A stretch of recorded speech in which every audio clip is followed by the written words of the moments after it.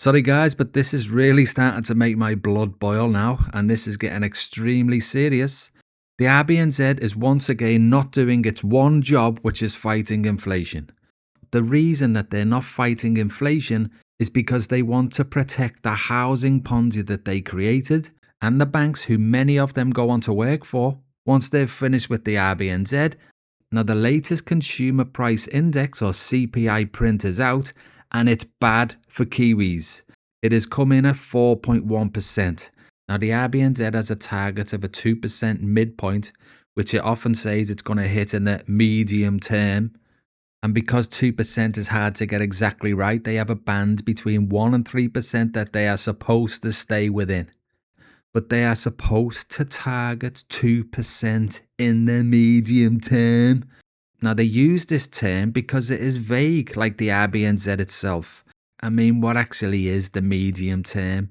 Has anyone ever used this in real life? Has anyone ever said, oh, I'm just going on a diet in the medium term, or I'm going on the ale for the medium term? No, I don't think people do they? And that's because saying the medium term is something that somebody would say if they don't want other people to know what they're actually talking about.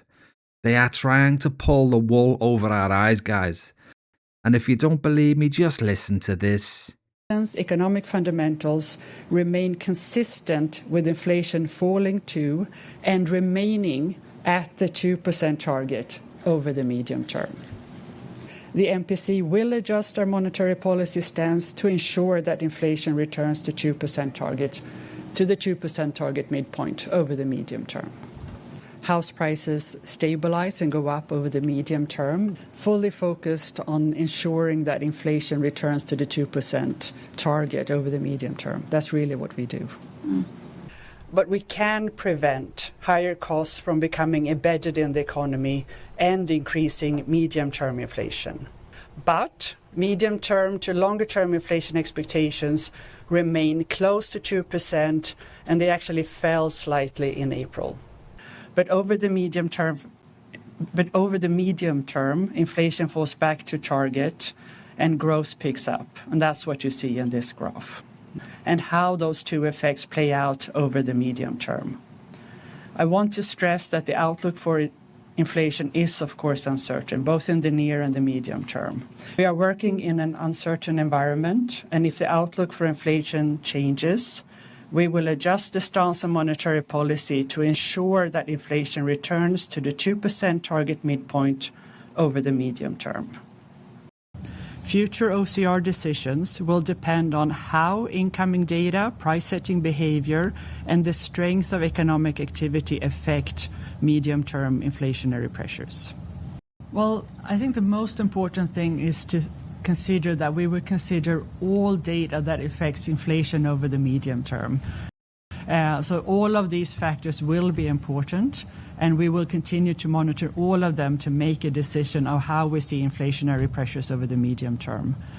And we are, of course, committed to ensuring that inflation returns to low and stable level sustainably over the medium term.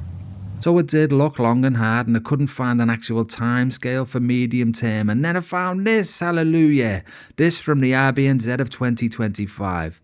It says we generally regard the medium term as a 1 to 3 year horizon. Now I suspect whoever put this down on paper is going to be in big trouble because they don't want the public to have a clue what they mean by medium term. So let's look at how good the RBNZ has been with inflation over the last 5 years. Fail, fail, fail, fail, fail, fail, fail, fail, fail. 5 years of failure. So they have not achieved the 2% midpoint target in the last 5 years. For 5 years now, without any let-up, Kiwis have been getting smashed with inflation over and over and over again, and everything keeps on getting more and more expensive. Now the RBNZ could fix this right now just to give some reprieve to struggling families. 5 years of above the 2% target calls for 5 years below the 2% target. How about that one? It's not rocket science, is it? We cannot keep allowing the RBNZ to do this to Kiwis. It's bang out of order. Now I know that the RBNZ thinks that we are all stupid and that we can't see what they are really doing, and that they really work for the banks in support of the housing Ponzi.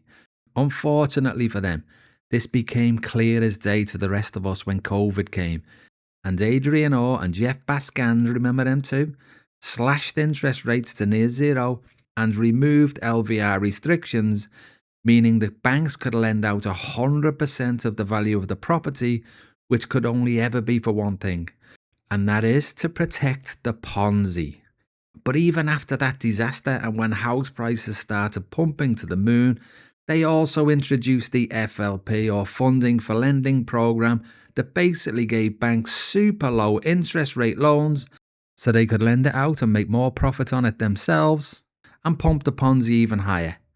And the really cynical thing is, the RBNZ kept this FLP program running even when house prices had gone to the moon. If they had stopped the Funding for Lending program a little bit earlier, it would have took some of the heat out of the market and stopped the boom that happened. But that might have made them look a bit bad, so they didn't do it. So yes, guys, that's the proof, if anyone needed it, that the RBNZ is an unelected entity who, if there was a medieval battle of bankers and the real estate cartel versus the people, then I can guarantee that the RBNZ will be holding the line and defending the bankers and the real estate cartel. So this gets me back to the 4.1% inflation number. This is a shocker. What it means is that everyone has to pay more for everything because the RBNZ won't raise rates enough to support the New Zealand dollar. And a weak New Zealand dollar means more expensive imported fuel costs. Now, these costs flow directly to you, and they also flow to farmers, to trucking companies, to electricity costs. They flow to everything. Cheaper fuel is the one sure thing that can bring down prices for Kiwis. And actually, for once, let the RBNZ hit its 2% inflation target. But will the RBNZ raise rates? No. And just look at why, and what it is that they are trying to protect. Look at this, which is normal in towns everywhere, but today I'm just going to focus on Gore, a typical South Island town that used to have almost affordable housing for its locals.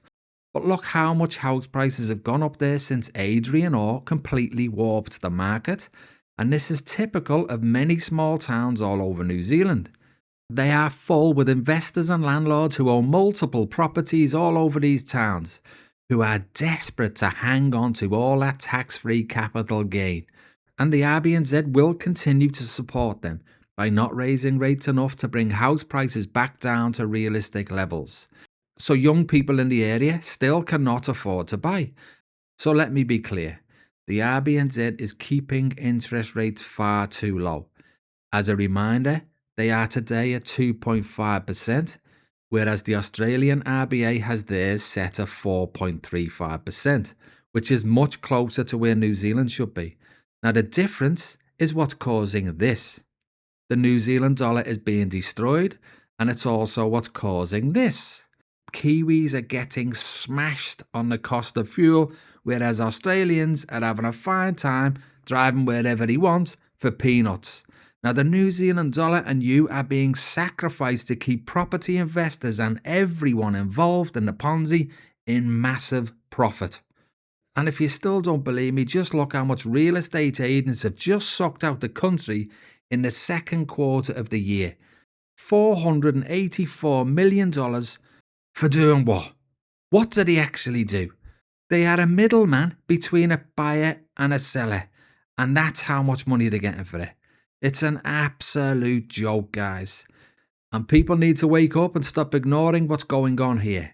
The RBNZ is making your food costs, your fuel costs, your everything costs much higher, just so the property investors and landlords in Gore can keep those juicy tax-free capital gains that Adrian Orr delivered to them on a platter during the COVID period.